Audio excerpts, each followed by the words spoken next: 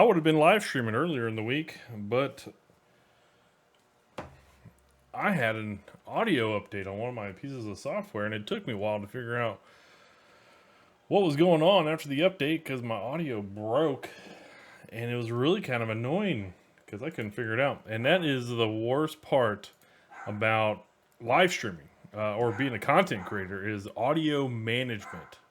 So yeah, audio management just absolutely sucks. Like every time you get like a software update, like something breaks, and it's not like in one of the main switches or anything like that. No, it's like some back end setting.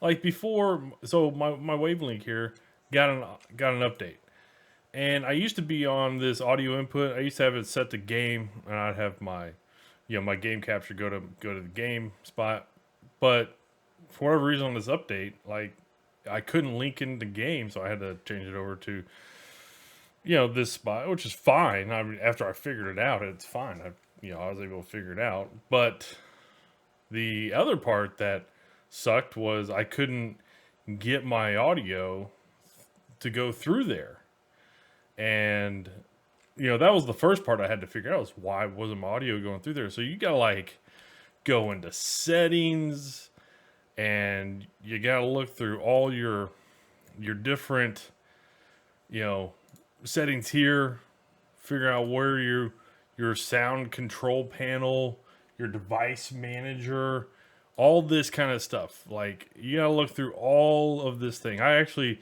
had to look online. I had to search for it and figured out what it was here in recording. It was this digital audio interface. I had to go into properties, go into levels, I believe. Yeah, and this was toggled mute. I didn't even know I could go in here. And it's like, this is the worst part about content creating. I'm telling you, if you're gonna get into it or anything like that, audio, in my opinion, is the worst part because it's completely fine for months. It's completely fine. And then some software update comes along and breaks one little minuscule thing in some back end little setting somewhere that you didn't even know about. And then all of a sudden things don't work. What the hell, man? This is the worst damn part because it's like, it's not something you deal with every day. And so you completely forget about how to kind of get in and check every little thing. So it's just sometimes it's just a nightmare to kind of get that stuff to work. But it's working. Hey, so I actually wasn't originally gonna cut out the part that you just saw without I kind of talked about that in the live stream when I got on Friday, and hopefully I can get back just being in a routine of being online, being on live stream. But you know what? If you found that you kind of relate to that, or maybe you want to get into content creating, I'm going to add in just a few seconds here and kind of tell you something I would highly recommend doing. And I never saw anybody ever bring this up, but I think it's kind of crucial to maybe do this. And one of those things is get some kind of note document, digital. I'm going to show you here digital, and keep track of all your audio stuff. And that is something I never did. I didn't do that when I started. I know some of the basic audio programs I use, but I don't know all the settings that I put in.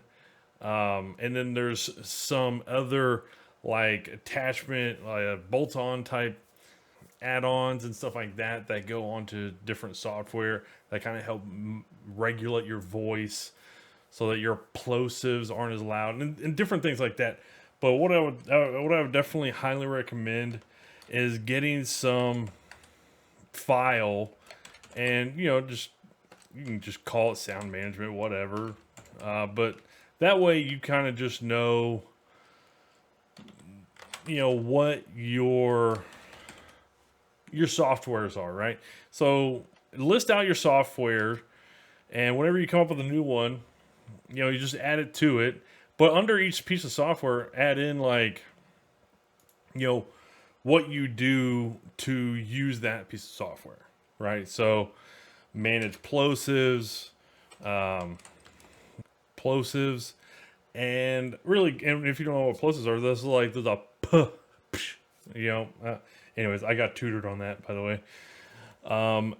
But really, you just want to have a document that keeps track of all the software you use, whether it's the main or it's like a supplemental, and probably, along with the software, what settings you use or what settings you change in those different pieces of software. That, if ever something goes wrong, or you have to uninstall something, and this is crucial because sometimes software will become buggy and you want to uninstall it and reinstall it. And so if you ever come across that situation, you'll have a document that will tell you what your settings were. So how you can get back to things operating correctly. Anyways, hopefully this is helpful. I mean, there's probably a lot of really detailed things you could probably keep track of, but that is one thing I would highly recommend doing. I didn't do it. I would highly recommend doing that, especially if you are starting out. Keep track of all the different software you use, especially sound management.